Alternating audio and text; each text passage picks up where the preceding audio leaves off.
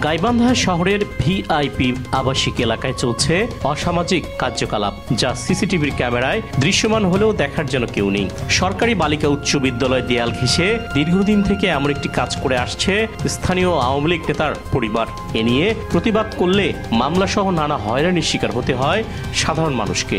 সাম্প্রতিক ফ্যাসিস্ট সরকার পরিবর্তনের পর শত শত নারী পুরুষ ফুঁসে উঠে আন্দোলনের নামে করে মানববন্ধন, সড়ক অবরোধ সহ নানা কর্মসূচি।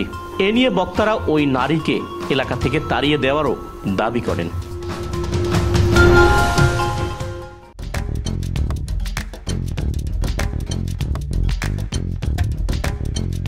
এখানে অনেক ভালো মানুষ থাকে, তার মাঝখানে একজন অসামাজিক মহিলা থাকে, তার নাম রশিদা। আমার পার্শ্ববর্তী এলাকার মানুষ। আমি চাই না সে এখানে থাকুক। সে এখানে থাকলে পরিবেশ নষ্ট হবে, এখানকার ছেলে মেয়েদের পরিবেশ নষ্ট হবে, সামাজিক অসামাজিক কার্যক্রম এখানে চলে। আমি নিজেও অনেক সময় দেখি। এটা খুব বেদনাদায়ক এবং কষ্টের একটা বিষয় যে আমাদের ভিআইপি এলাকার মধ্যে এরকম কাজ হচ্ছে। আর ওই বাড়ির সংলগ্ন দুইটি স্কুল, একটি হচ্ছে গাইবান্ধা সরকারি মহিলা বালিকা বিদ্যালয়, আর একটি হচ্ছে প্রাইমারি স্কুল।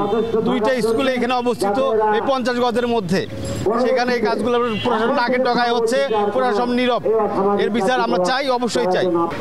আমাদের পাড়ার ছেলেপেলেরা অনেকেই প্রতিবাদ করছে, মেয়েদেরকেও ধরছে, পুলিশ প্রশাসনের হাতেও ধরিয়ে দিয়েছে, তার এখন কোনো কিছু হয় নাই।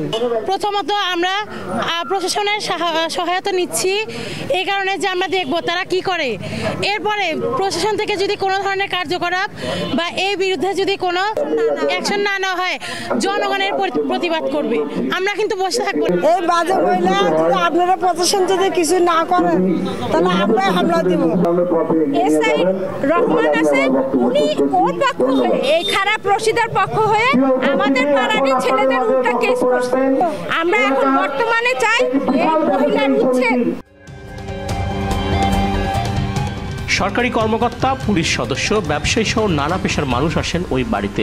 দিন থেকে গভীর রাত পর্যন্ত প্রকাশ্যে এমন কার্যক্রমের ঘটনায় কয়েকবার থানা পর্যন্ত গড়ালেও অদৃশ্য কারণে হয়নি কোনো মামলা। এজন্য ক্ষোভ জানান সুশীল সমাজের নেতৃবৃন্দরা।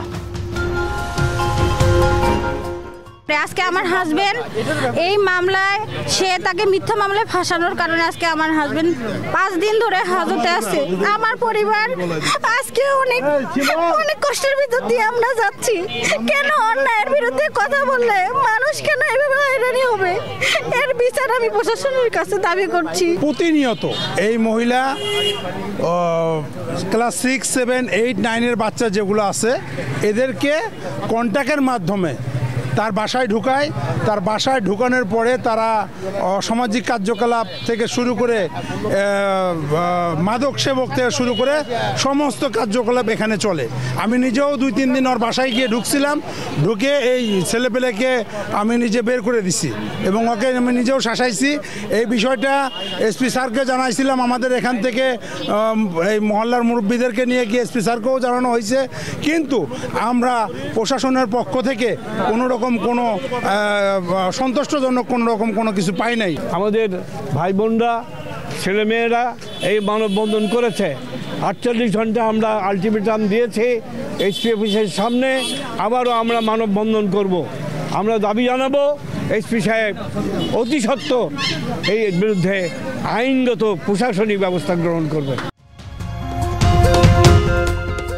এদিকে দ্রুত এইসব কার্যক্রম বন্ধে ব্যবস্থা নেবে কর্তৃপক্ষ, এমনটি প্রত্যাশা সবার।